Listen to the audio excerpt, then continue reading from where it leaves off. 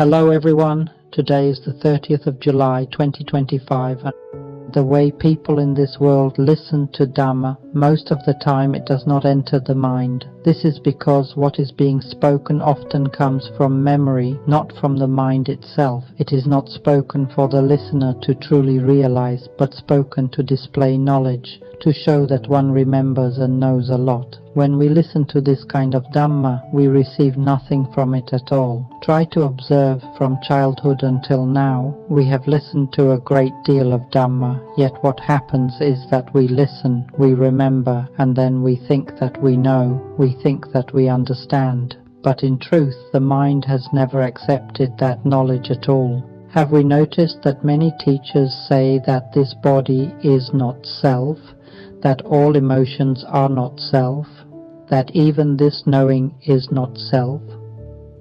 We have heard this since childhood, and we still hear it to this day. Yet these things have never entered our hearts, and they have never led the mind to accept this truth, even when it is said that truth is in the present, that truth is in the mind, that the mind knows, we hear it, yet it still does not enter the heart. We have studied, practiced and listened to Dhamma a great deal. Everyone has listened before, yet the mind still does not accept this knowledge in the same way. Try to observe. Why is it that the Dhamma of so many teachers never enters our mind at all? Meanwhile, when the awakened one speaks, a listener needs only a short moment of hearing, and that knowledge enters the mind immediately.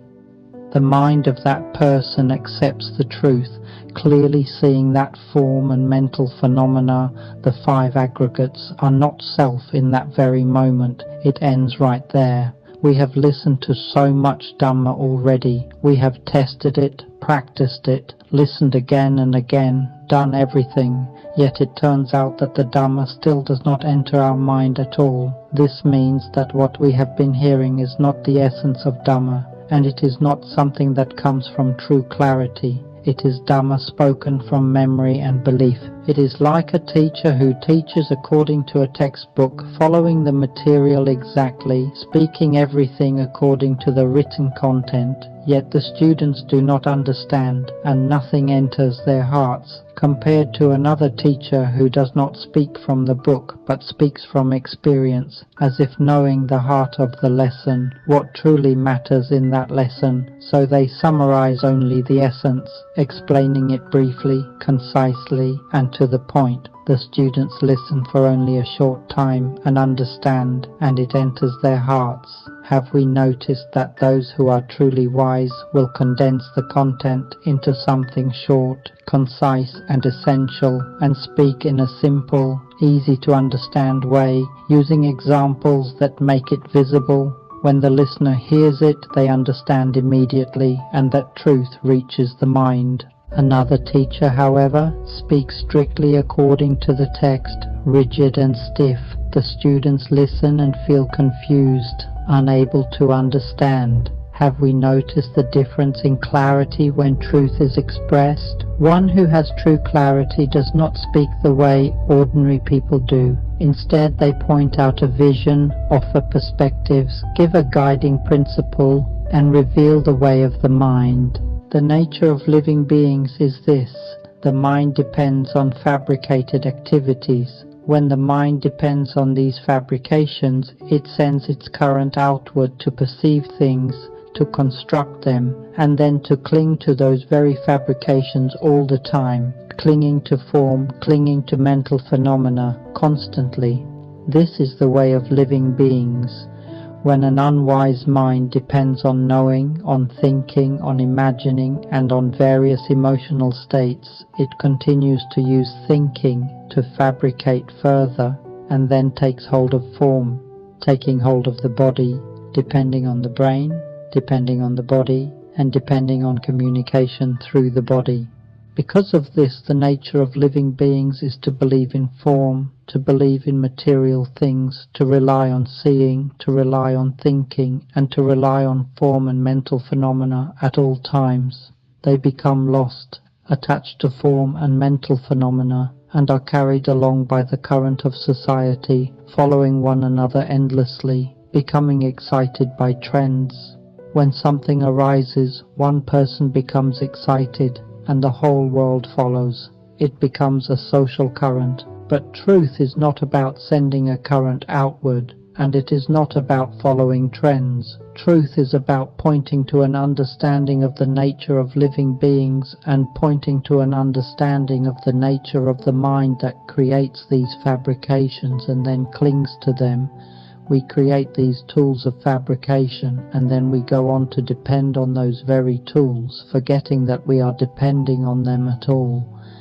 To provide an overall understanding so that we can see the structure of the mind is something we truly need, because we want to know the mind. Yet no one explains clearly how the structure of the mind works, how the mind continues moving within the cycle of form and mental phenomena, and why we keep going on without end. When the body breaks apart, which is the end of form, the mind still depends on mental phenomena. It remains attached to knowing, to thinking, to emotions, and continues circling within a subtle realm, only to return and cling to form once again. Why is the mind so unwise? Even though we have listened to Dhamma all our lives, when the time comes to leave this world, we are still afraid of death in the same way, as if we have gained nothing from all that study. This shows that what is mostly taught in the world is only knowledge from texts, from memory, not from true understanding. Therefore, it cannot explain the mind and its activities in a way that is simple and clear. The nature of the mind of living beings is already lacking in wisdom, and that is why all of us remain lost like this. We truly need someone who knows, someone with deep understanding, to help explain the truth in a way that is simple and reaches the heart. That is why we keep searching for teachers all over the world, coming to know who is who, yet still not finding a teaching that when heard is immediately and truly understood. And now we have come to encounter this, to hear a teaching where just listening once is enough.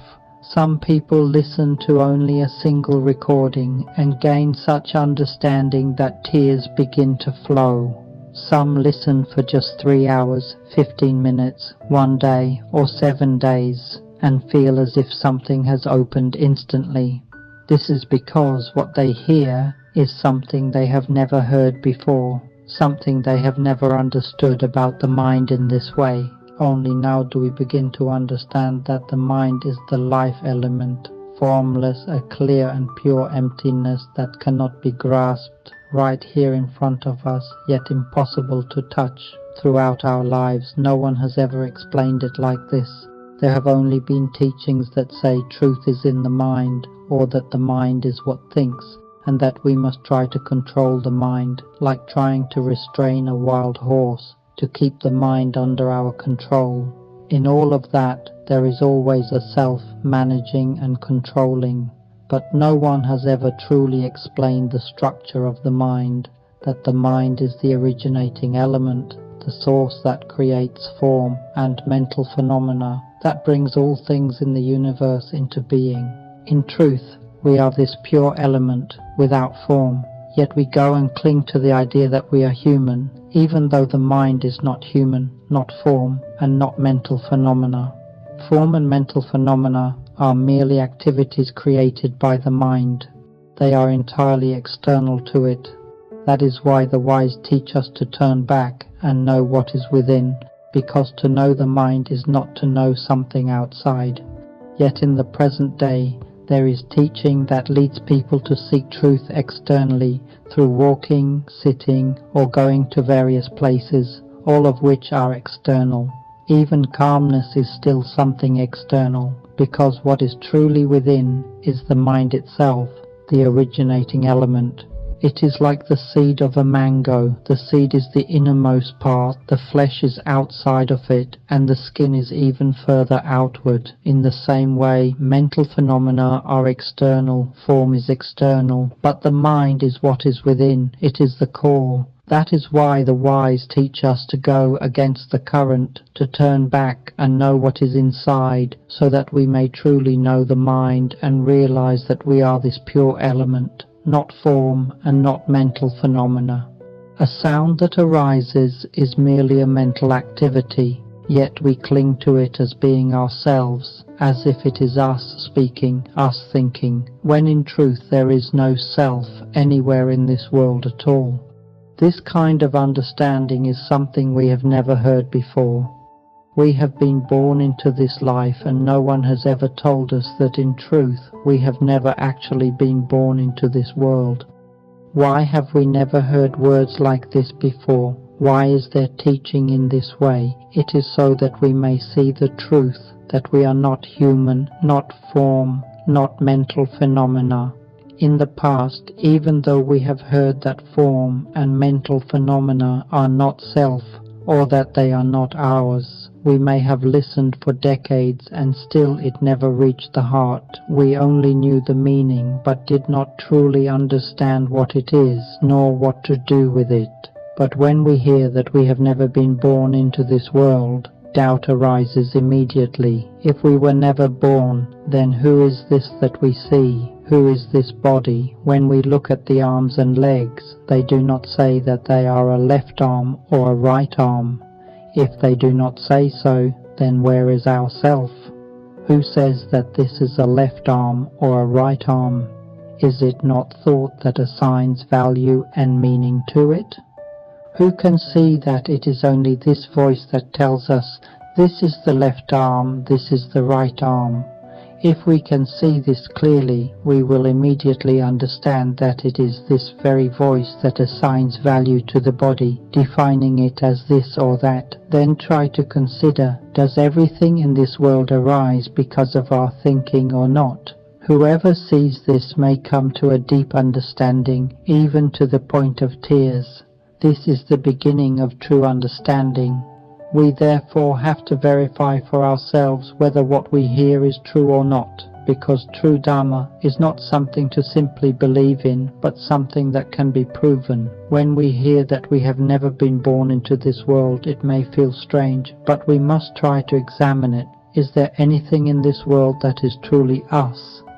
This body functions on its own, and one day it will stop functioning. The arms and legs do not say that they belong to us. When we truly observe, we will see that there is only a voice within that keeps telling and assigning meaning to things. Whoever sees this point will begin to understand immediately, and this understanding will gradually sink into the heart.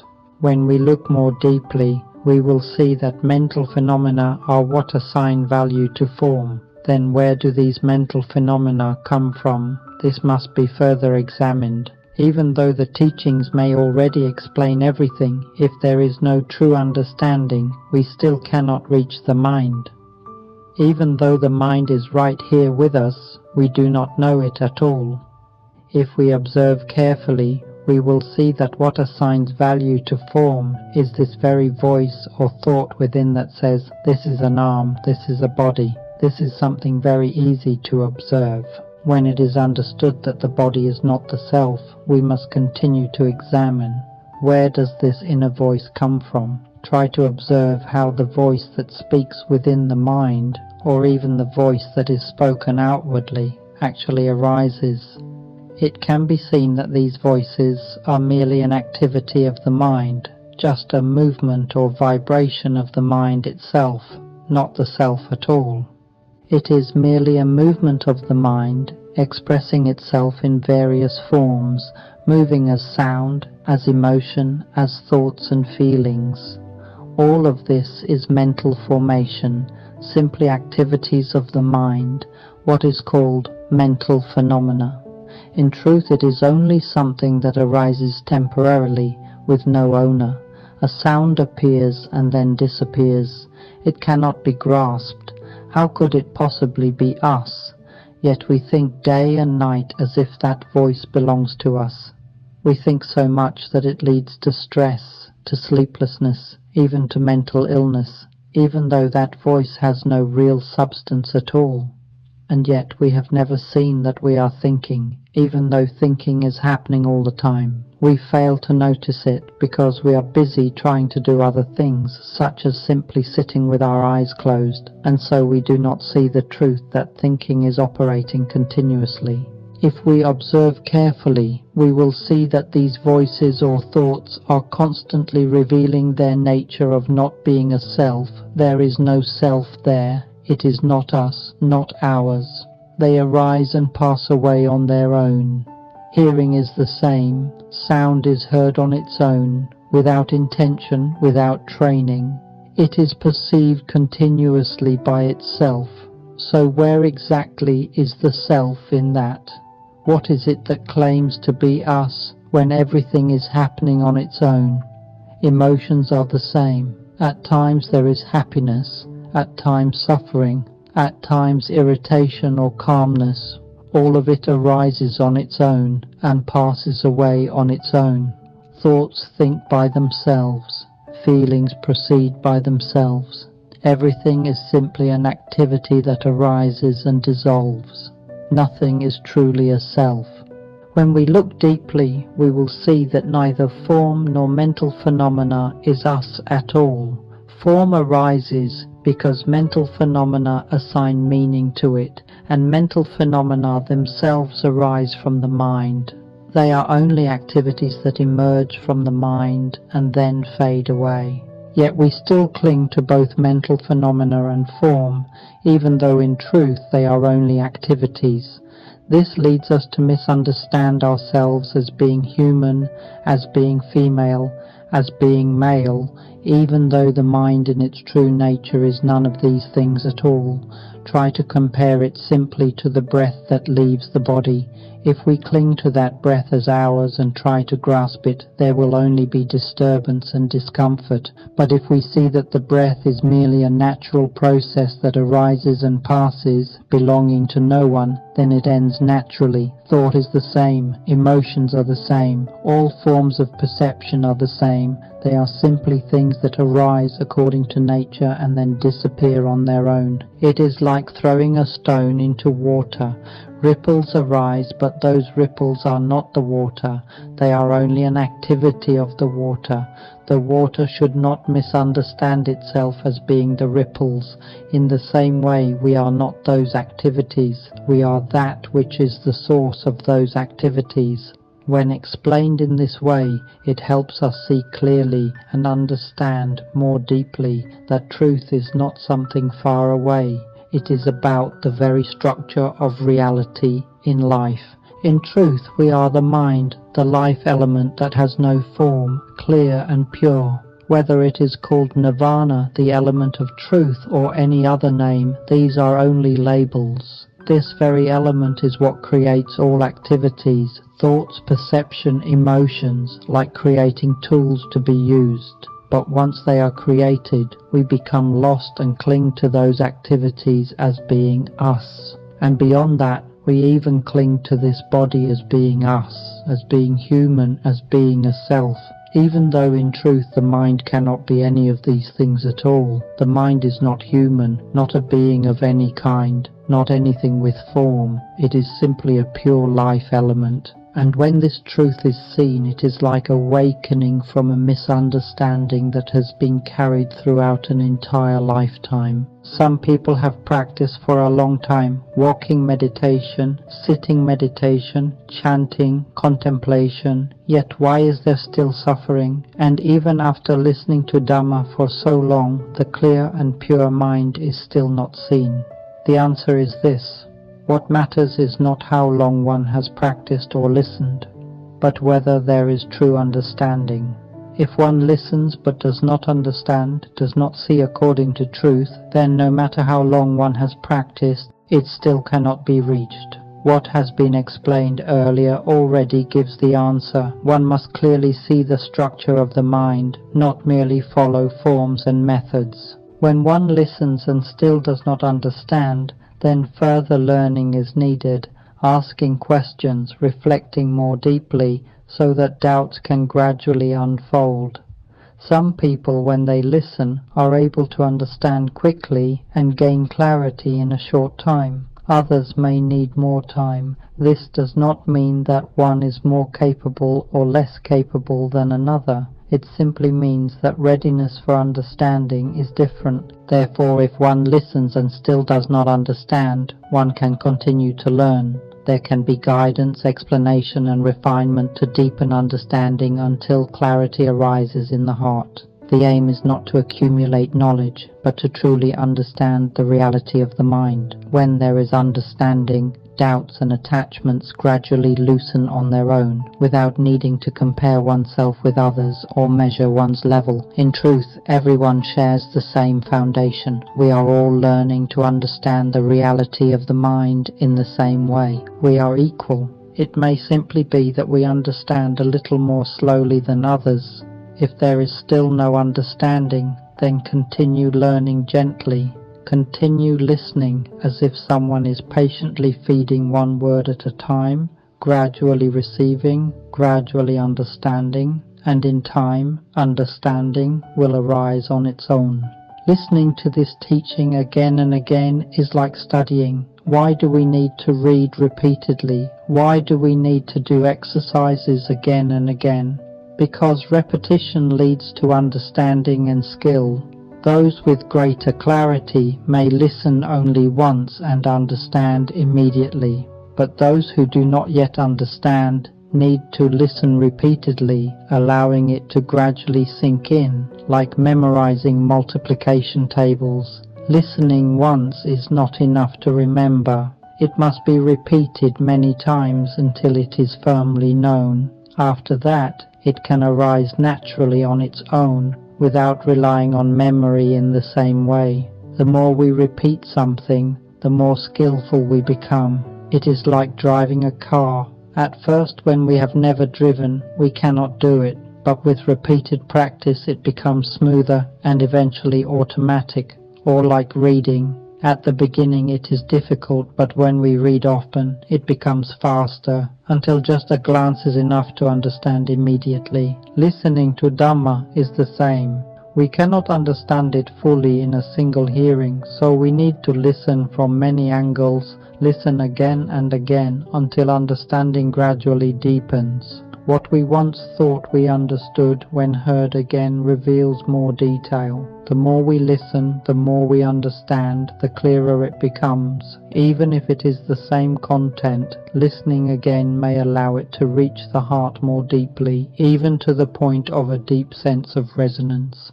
When the mind receives knowledge of wisdom, it records that knowledge according to its own capacity. It is like a hard drive. If the quality is low, recording is slow and requires repeated input before it becomes firm.